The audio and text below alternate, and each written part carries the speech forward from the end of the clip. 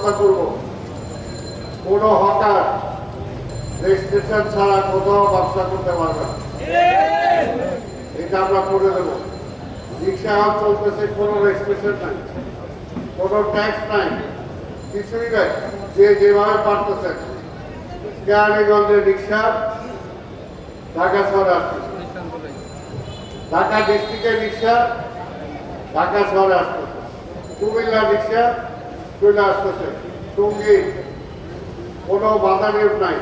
এইটা হবে না, এটা হবে না। সিটি যারা রিক্সা চালাবেন, আগেও ছিল, সিটি কর্পোরেশন থেকে লাইসেন্স নিতে হবে, নাম্বার নিতে হবে। যে কেউ আইসা নামা করলেন, আর গ্রামে গঞ্জে তো কাজের লোক পাওয়া যায় না। ঢাকা শহর এটা সহজ ব্যবসা, কিন্তু এটাকে নিয়ন্ত্রণ করতে হবে। এটা আমরা নিয়ন্ত্রণ করব। আমরা দেখেছেন কিছু কিছু রাস্তায় হকার আমরা শুনেছি, আবার সেই জায়গায় বসে যাচ্ছেন। এইভাবে চলে না, সবাইকে নিয়মটা মানতে হবে। নিয়মটা না মানলে সেখানে কেউ বসবাস করতে পারে না। কাজে সেই নিয়মের জন্য আমরা চেষ্টা করছি। ঈদ হওয়ার কারণে আমরা কিছুটা রিল্যাক্স ছিলাম, এখন আবার এই হরতালের ব্যাপারে আমরা কাজ করব। আমরা চাই না কাউকে উচ্ছেদ করতে, কিন্তু তাকে নিয়মের মধ্যে আসতে হবে। আপনারা হরতালরা বসবেন এক জায়গায়, সেখানে আবর্জনা ফেলে রাখবেন, এটা তো হইতে পারে না। আপনারা নিজেরা চটের ব্যাগ বা বড় ব্যাগ রাখবেন, সেখানে ব্যাগের ভিতরে আবর্জনাটা ফেলার চেষ্টা করবেন। চিন্তা করে দেখেন, এখন লিচু আমের ব্যবসা, ওই যে ডাবের তালের ব্যবসা, যেখানে সেখানে বসে আপনি সেগুলোকে রাস্তার উপরে ফেলে যাচ্ছেন। এই রাস্তাটা কে পরিষ্কার করবে? আপনি যে ব্যবসা করতেছেন, একবারও কি ভাবছেন যে আপনি কি ট্যাক্স দেন? আপনি কি এটা পরিষ্কার পরিচ্ছন্নতার জন্য কোনো টাকা দেন? আপনি তো দেন না।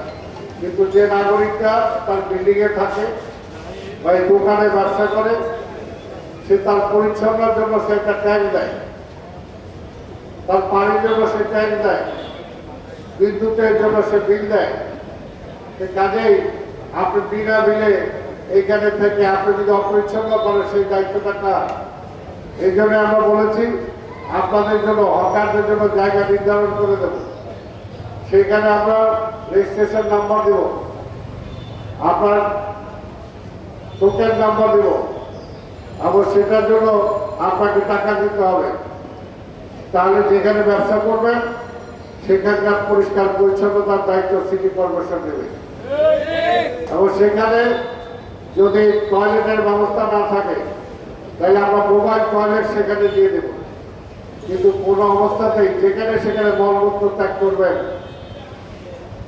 যেখানে সেখানে ময়লা ফেলবেন, সেটা তো হয় না। অপরিচ্ছন্ন থাকলে সবার কাছে খারাপ লাগে।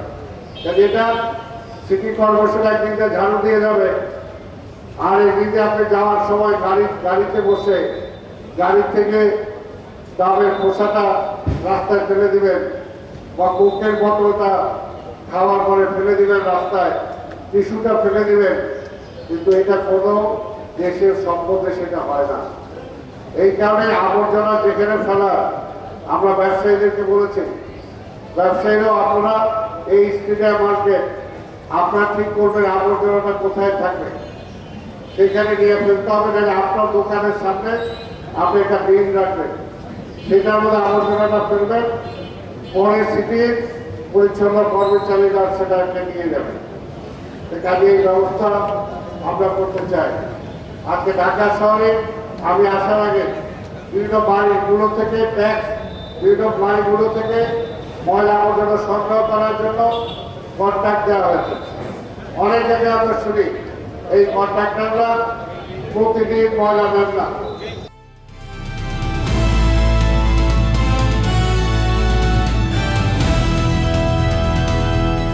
দিনাজপুর টিভি, মানুষের জীবনের কথা বলে।